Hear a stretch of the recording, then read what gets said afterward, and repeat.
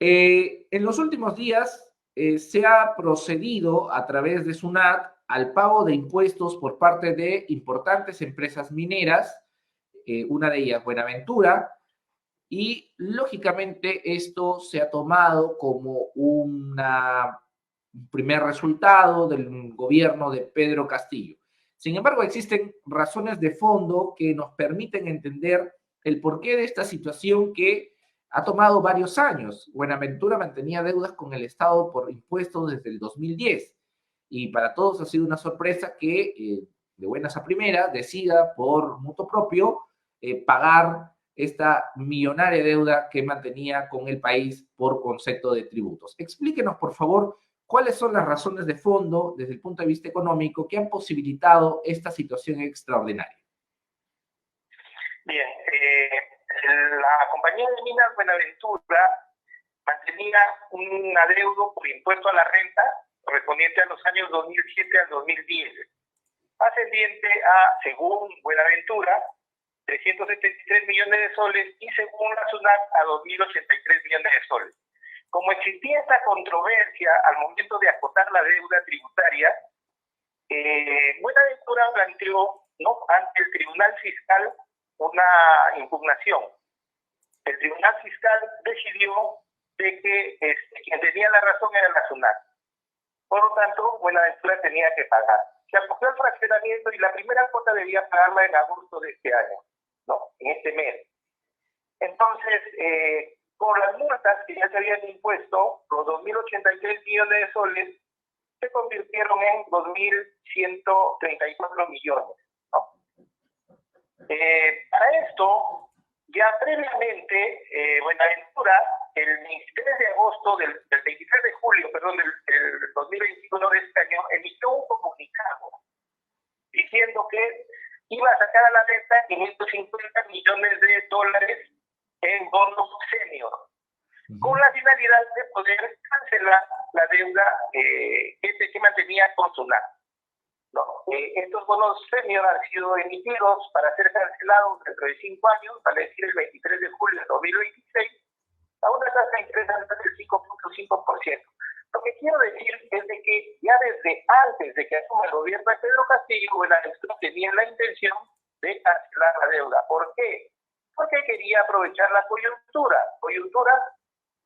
Básicamente, es dos temas. Uno, el alza de los precios internacionales de los commodities, dentro de ellos el precio de los minerales, principalmente del cobre, que se había incrementado en 97%. Recuerda que bien Buenaventura es una compañía de minas dedicada básicamente a la extracción de oro y plata, tiene varias minas, tiene 7 bajo su administración directa, pero también tiene 2 donde tiene la administración compartida. Una de ellas es justamente Cerro Verde, que produce básicamente cobre y en menor cantidad molibdeno. Cerro Verde es la mayor productora de cobre en nuestro país, Y ahí Buenaventura tiene el 20% de las acciones aproximadamente. El precio del cobre a nivel internacional se ha incrementado en 97%. Entonces, uno era la sobreganancia que estaba generando el incremento del precio internacional de algunos metales, entre ellos el cobre. La plata también había subido en menor proporción y el oro mínimamente 4%, algo así. Entonces, Buenaventura estaba generando sobreganancias por el tema del incremento del precio de los metales a nivel internacional, y lo segundo era el incremento del tipo de cambio. Nuestra moneda se había depreciado, de 3.60 aproximadamente previo a las elecciones a hoy en día 4 soles, o por encima de los 4 soles, ya desde hace varios días, ya tiene casi 20 días con el precio por encima de los 4 soles. Entonces, como él lo que hace básicamente Buenaventura es exportar minerales, cuando tú exportas te pagan en dólares. Pero él sus deudas internas, acá en el Perú, las paga en soles. Entonces, al haberse devaluado nuestra moneda, y al haber aumentado el tipo de cambio, en otras palabras, el precio del dólar, al haber aumentado el precio del dólar, a él le pagan en dólares, él lo cambia a soles, él está ganando. Solamente por tipo de cambio, al cancelar la deuda, él está dejando de pagar cerca de 50 millones de dólares. Justamente eso es lo que me gustaría destacar, que producto de esta operación de parte de Buenaventura de haber cancelado el 5 de agosto 2.134 millones de soles por conceptos de tributos no pagados o en controversia entre el periodo 2007 y 2010, por haber realizado ese pago, la compañía se ahorra 50 millones. Es decir, la coyuntura le ha permitido aprovechar esta operación y, bueno, a ver, pensando en positivo, gana el país y, bueno, también ha sabido hacer la operación económica la empresa porque se está ahorrando 50 millones de lo que normalmente debería de pagar gracias precisamente a este incremento de la divisa internacional y a la depreciación del sol peruano. Claro, pero a lo que iba es, al finalmente, era de que no se debía una presión del gobierno, ¿no? Guillermo Bermejo, congresista de la República, quien está siendo procesado justamente por delitos de terrorismo, había posteado en su cuenta de Twitter, ¿no? Lo que la derecha no hizo en décadas, la izquierda lo hace en una semana, así de eficientes, refiriéndose al pago de las mineras, cuando el gobierno no tenía absolutamente nada que ver en este tema, ¿no? Ya desde el mes de julio Buenaventura había anunciado, porque perdió en la vía administrativa, perdió el proceso, pero ojo, por si acaso, Roque Benavides ha anunciado de que van a continuar el litigio en la vía judicial. Por esos 2.134 millones. O sea, ellos van a seguir peleando todavía. La idea que ellos tienen de que la deuda es solamente 373 millones y no los 2.083 millones que le había votado la SUNAT. Claro, o sea, el tribunal mantiene esta posición. El tribunal fiscal le ha dado la razón a la SUNAT. Es decir, en la vía administrativa, Buenaventura debía de pagar lo que ha pagado. Pero la empresa ha dicho, aun cuando el tribunal fiscal le está dando la razón a la administración, es decir, a la SUNAT, nosotros vamos a seguir peleándola, esta vez ya en el fuero judicial, porque consideramos que hay un mal cálculo de la deuda, pero la pagamos por adelantado como para, bueno, a ver, es una expresión de voluntades y, lógicamente, un aprovechamiento de la coyuntura. Lo extraño, Daniel, es lo siguiente. SUNAT dice de que Buenaventura se había acogido ya al fraccionamiento y que luego había dicho, ya no te voy a pagar fraccionamiento. Cuando le tocaba la primera cuota, dijo, ya no te voy a pagar fraccionadamente, si no te voy a cancelar.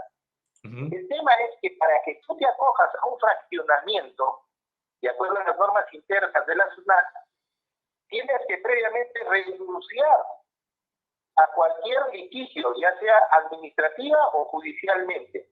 Entonces la pregunta es, si Buenaventura ya se había acogido al fraccionamiento, ¿cómo es que luego Roque Benavides declara de que va a cancelar, pero va a continuar litigando?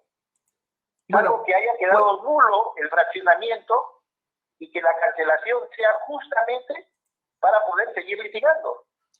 Ahora, ese es el caso de Buenaventura. Cerro Verde también ha pagado impuestos.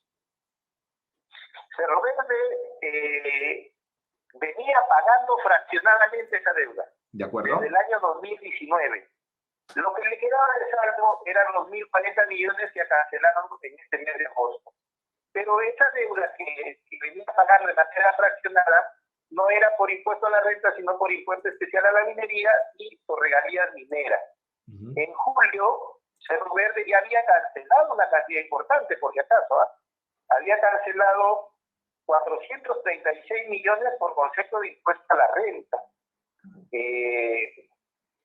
En julio había cancelado por concepto de deuda de impuesto a la renta 436 millones.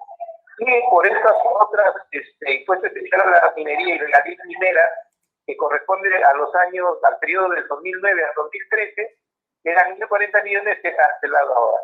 Cerro Verde, lógicamente, más allá del tema del dólar, se explica pues en altos ganancias que están generándose por el incremento de los precios internacionales del cobre, ¿no? Ahora, esta situación economista ha permitido traer a colación o poner sobre la mesa la controversia del Scotiabank.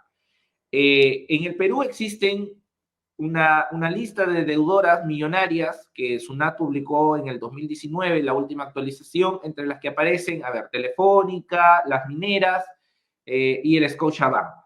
El Scotiabank le debe más de 1.000 millones de soles en impuestos al Estado. Y la pregunta que a partir de este caso de Buenaventura y de Cerro Verde se ha hecho públicamente es, bueno, si ha pagado las mineras, entonces lo que corresponde es que también paguen los bancos. Y uno de ellos es precisamente Scotiabank. A ver, No creo. ¿cómo poder entender que este ejercicio positivo que se tiene con el ejemplo de las mineras se pueda replicar en otros deudores al Estado? Telefónica, 7.000 millones.